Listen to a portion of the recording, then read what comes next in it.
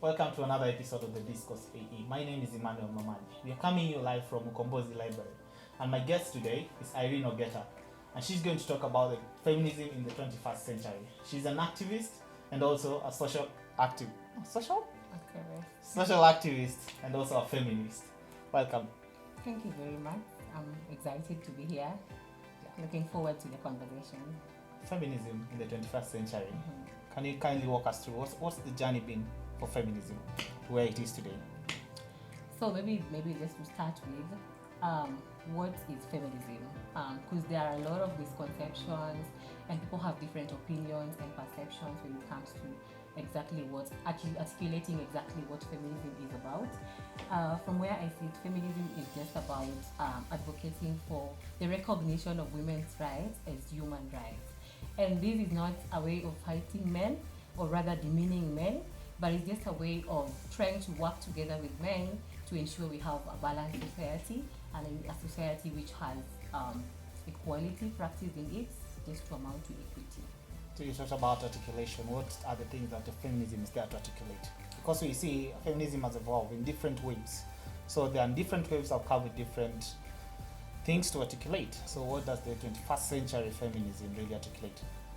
It articulates for social development, economic development when it comes to inclusion of women in their diversities. So what we try to do is basically to bring the aspects of women should be respected in diversities and also be given opportunities and spaces to be able to showcase their leadership skills and also to be able to be part of development when it comes to the economic. So this has to be everything to do with what spaces these women are given and also what aspect or rather what qualifications do they also portray when they're looking for these spaces. But by the end of it all amounts to the recognition of their rights. So we work with different approaches. We have the Women in Development approach, which focuses on including women voices in the development and economic system and ensuring that the social aspect of it is also captured in it. And also we have the Gender in Development approach, which also looks at it like considering that men and women are different and we have different interests, we have different different interests, different values, different principles. We have different needs and they vary from person to person. And so once we've understood that people have different needs and interests, then we are able to understand that women require more specific spaces and with more specific considerations for them to be able to maybe achieve one or two things when they're placed in the same position as men. What kind of considerations are we talking about here? So when you're talking about consideration, one, you have to understand that women, even looking at their anatomy, it's very different from the men. And when you're looking at a woman, she has issues like every month she has to go on a menses. What are some of the impacts or rather effects that comes with them having these menses? Do they have any effects on their biological functioning or? And when it comes to having babies, a woman will get pregnant for 9 months. And this might come with maybe some health difficulties and all that, and they might not be able to maybe deliver the same way as a man will deliver when they're given the same cause. So this is why when we're talking about equity, we refer to it being considerate in a way that a woman is like recognized to be having these special needs, which might be different to men. I'm not saying men do not have different needs or maybe special needs, but they also maybe need to just tell us what these needs might be. Talking of men, some would say that, some actually will argue now that most of the people who say to be feminism seem to sound bitter. And also we see feminism has different strands, and we've seen fraction and also in feminism. What could be the bone of contention in feminism? Because there are different fractions, people have said that they represent different feminism strands and different groups. What could be the bone of contention? The end goal of feminism is the same. It doesn't matter whether it has different strands, because what we are advocating for is equity and recognition of women's rights, recognition of women in spaces, recognition of women in development. So in this at this particular point, I would say it's good to use the gender development approach, which is very inclusive of everyone in their diversity. But by the end of the day, we have to achieve this one goal, that is inclusion. That's it. That's about feminism. And you see, we have laws which are global, right? And even according to the international humanitarian law, women rights are recognized as human rights. And violation of any right has implications on health and also their economic deliveries when it comes to development.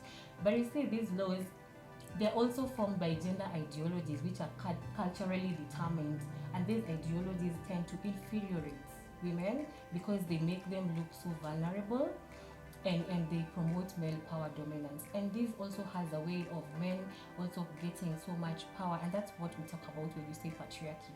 Men having so much power and even giving power to people in positions to have control over resources and even determine, even make decisions when it comes to women's, their health and their bodies. So how best can one leverage on feminism in order to try and fight patriarchy? Because you earlier on you pointed out that the main aim is to dismantle patriarchy in the society. So how best can it be articulated? So the best way to articulate this is first to there has to be a mobilization generally for everyone to understand that feminism is not about fighting men. Feminism is about fighting inequalities that keep resurfacing every single time, and these inequalities are given power when the issues are not really handled and the concerns are not tackled. When you keep postponing an issue that a woman raises, let's say it's a workspace and someone walks and is spanked, that's sexual abuse. So it depends with how you're going to interpret the whole thing when I come to you and tell you I was spanked at work, and what other steps are you going to take to ensure that this does not happen to any other woman again? And then another thing is, does the woman even realize that she was violated? Does she even realize that this was against her rights? Does she know her rights? So the whole thing has to be, first, all the women in the spaces advocating for women's rights have to take it to an individual, or rather an individual thing, and make sure that they go out here and first inform everyone about their rights. All women, all young women, even the ones who are considered marginalized and the ones who are considered to be in the places that are considered hard to reach, they have to first argue from a skill-based perspective. And then another thing is, we have these power relation hierarchies which tend to also be giving men power. So I also think it's upon also the society as a whole to be able to first dismantle gender roles. So you're saying that both men and women can both come in and fight? Yes, they can, because gender roles, first what we have to fight is gender roles, and this has to be a combined fight, and it has to be combined efforts between both men and male and women, because when you're talking about dismantling patriarchy does not only apply to men dominating the space. We also have women who feel they're more powerful than fellow women, and so this is what we have to we want to dismantle. We just want to ensure that we're working as an equitable state, and everyone has their rights and they can be able to operate freely and feel safe in the spaces. So the thing here is we have to combine efforts, and we need a lot of help from men as well. As much as women, we're advocating for the same, we have to combine efforts to ensure that we dismantle gender roles. That's where it starts. We have to change the perception of the society that the women's place is in the kitchen, the women's place is just rotating around the household chores and all that. We have to start looking at women as professionals, expert and experienced people who have so much to offer when it comes to the economic. Don't you think the society also has overlooked that? Because when you mentioned about gender roles, this is something that was articulated, especially in the second wave of feminism around 1960s. So we see about the gender roles and also provision of the constitution, now coming back home to Kenya, provision of the constitution, the 2010 promulgated constitution. We see that there was given a provision for affirmative action, and there has been issues with regards to affirmative action, saying that some women have just been handed over some seats. They should also compete as men. What do you make out of that? What I would make out of that is simple. You see, what happens is the constitution has the aspect of protecting women to an extent. But the same constitution, when it's being formed, most women were not consulted. So the constitution, if it's amended with women's thoughts and women's issues rather put forward, that's going to make a lot of difference, and it's going to dismantle the thought of women are just being favored into these leadership spaces. And that's why we're talking of equity. We're given the same space to compete. But there's a provision of 2/3 gender role, remember? There is, I understand deeply there is, but at the same time, how does the space affect the women delivery, and how do the men in the space also support the women in delivering whatever they're delivering, because it's all about support. That's it. So you're saying that much of the support has not been given to the women? Much of the support has not been given to the women, and the society has it that for you to be able to maneuver your way in the spaces, you have to do something to be able to get yourself there. So even looking at some of the women who've been there, what percentage of fellow women supported them into the seats? That's one thing we also look at. And how much do the men in the same spaces believe in their capacity? Some of these men only see these women as flower girls in these positions, and not really as people who can be able to deliver. And that's what we're fighting right now. That's what we're trying to say. It shouldn't be like that. When you're in a space, you should own it, bring out your values, principles, and be able to deliver to your level best as an expert. And that's what women should be. And that's why when you're talking to young girls, as you can see, what girls want is basically just trying to tell them that when you walk into these spaces, own them, remain relevant, and also when you're taking technical courses, make sure you also get into technical courses, because gone are the days where men used to only take technical courses and women could only go for maybe social or business courses.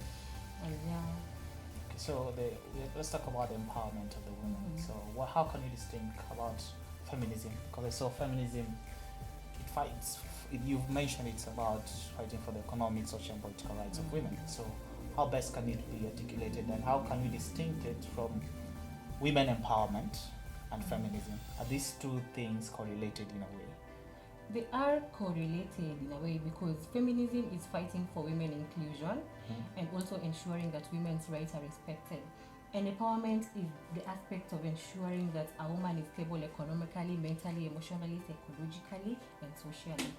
So once someone is empowered and they're able to provide for themselves, then basically they can be able also to understand and articulate for their rights anytime it's violated. Okay, that means that has been so clear with us. So we see the 21st century feminism. We've had different feminists. What would you make out of it? Especially some have argued that there's the African feminism. Earlier you say that feminism is feminism. Someone might come out and say that feminism is a Western idea. How best can you bring it home to Africa? Though there's a concept of African feminism, saying that African feminism fights for some particular certain things, which is not necessarily related to Western things. Okay, what I understand, I don't understand. What I don't really know when you say Western things, but what I know is the goal of feminism is ensuring that we are operating at a state where everyone is feeling valued, respected, and honored from where they sit. The thing here is African feminism is just the same as Western feminism, because in these spaces we articulate for the same thing, and even if you go back to your books or even consult some other people, they still tell you the same. The end goal is just the same. The end goal of feminism is just the same. What might differ is maybe the approach that people use, and now the perception that people have, especially when it comes to Africa. So many people think that feminism is a way of fighting men, which is not the case. It should be more of a way of collaborating with men to ensure we have equity. That's it. Do you think you guys are getting enough support from the men when it comes to the idea of feminism and pushing it forward? Apparently we have, yes, men who are coming out to support, because they also took their time to understand that it's not a fight, it's not a war, it's a fight against this, it's a fight against violation and equalities. It should just be one thing is common. We all want to be respected. But that one also as should human be beings. put out clear also to the women, because some women think that it's a fight against the men. It's perception. When it comes to that, then we also have to understand and recognize that people have different opinions. So how best can we tame that? Because that is a thought that is rolling, and when it rolls also, when you come and explore at one time, because I saw someone was arguing out that yes, we empower women, what about the men? We keep forgetting the men also need to be empowered. Now, it now raises the question of there are so many women that are being empowered, but not the men. Where do we leave the men in this equation? Okay, apparently those are some of the conversations we are having as Athena, which is working to include people in their young women in their diversity, and those are some of the conversations we've been having with UNAID in the last consultation conversations, meetings that we've had, to influence the new UNA strategy, where we also feel it's also high time for us to include men, because we are talking about education in Kenya, which UNA is pushing for. It's focusing on education of girl child in Africa, not only Kenya, in Africa.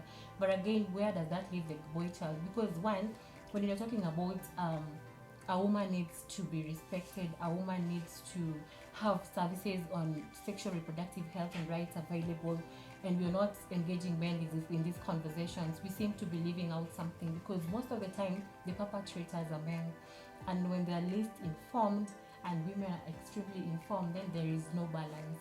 And so for us to be able to strike a balance, it's high time also you consider working with men, and that's why we still insist it's a collaboration. Who are your mentors in the feminism field? My mentors, I have a couple of mentors. Yes, my organization has been very supportive. Athena Network, which is a feminist organization based in the US, but we operate in 10 different countries of Africa: Malawi, Botswana, Lesotho, Kenya, Uganda, Tanzania, South Africa, and Namibia.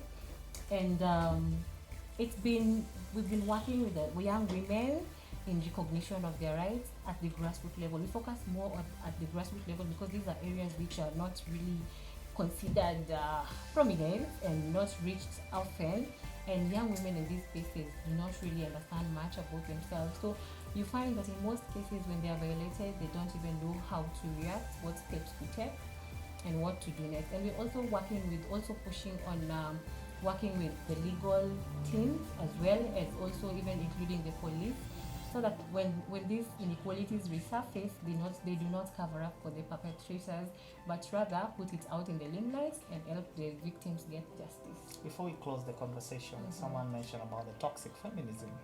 What is toxic feminism? We have toxic feminists, yes, people who believe like they should own the spaces, they are better than some other women, and we also feel like organizations also do say what they do not practice. So it's a concept that exists. It does exist to an extent. We have toxic people who only believe, you see, every individual has their own agenda, and you could be in a space and you're just pushing for your own agenda but hiding in the space.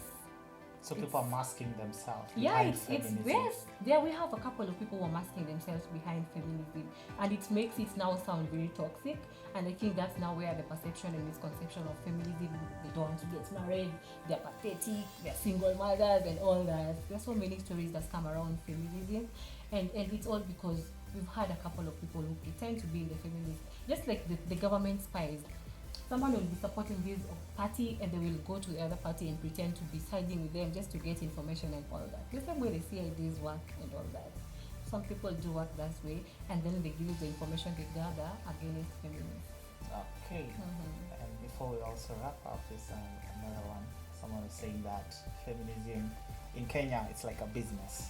People always say they're feminists just to identify themselves with an organization in order to get funding and see from money. How do you make of that, Irene? It's not business. It's not about becoming a brand based on which organization you are affiliated to. It's all about what you're passionate about. I am passionate about women. I am passionate about girls. I am passionate about leadership. I am passionate about inclusion of everyone in their diversity. So it all turns down to you as a person. What's your personality? What are your values? What principles do you work with? And what's your agenda? What goal? Where do you see yourself? Where do you want to see your fellow women? Where do you want to see girls? Where do you want to see your state, your country? And where do you want to see the world? And is it true? Oh, we have a couple of people who, yes, it's true. People sometimes you just mentioned masking. And it's true, people can mask themselves in these spaces and get funding. But at the same time, you have to realize that getting funding is a process. You can't just go and get it just like that. It's something you have to apply, prove that you've done this, and prove that you're making impact. Maybe mention some of the partners. That is outright theft. You're masking on feminism, then coming out to. But it doesn't last long. The question here should be, how do you sustain that? Because funding organizations also, they scrutinize you. They don't just find you. And when they find you and they realize you're not really rolling out the interventions and initiatives that you're intending to do as a feminist, then there is no extension of the funding. It means that you're done. You're just dead on arrival.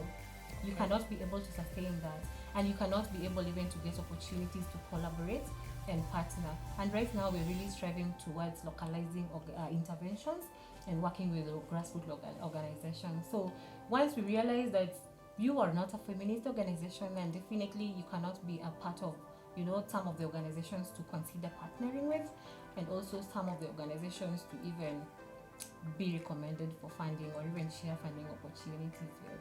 What's the future of feminism? The future of feminism is clear equity. Clear equity. Yeah, we just want a world which is everyone is recognizing their diversity and everyone is respected. And that's why we insist that we have to work with women in development approach and also the gender development approach, because we cannot achieve this alone. And women's voices have to be heard, and also the concerns have to be considered, taken care of, and also be included in the spaces. And the laws must be amended to be able to be not favorable, but at least suitable for everyone and considerate. Any last words regards to feminism? Any last words is be you, do you, advocate for the right thing, and push for what you want as a woman, as a girl, and ensuring that you do not overstep your rights. You do not enjoy your rights, stepping on other people's rights. We want a collaborative world. We want a collaborative society. We do not want just a world where we are fighting. It's not about war. It should be more of collaboration. Yeah. Irene Ogeta. Thank you. Thank you so much for coming to the show. Thank you very much for having me. I'm really grateful. There you have it from Irene Ogeta.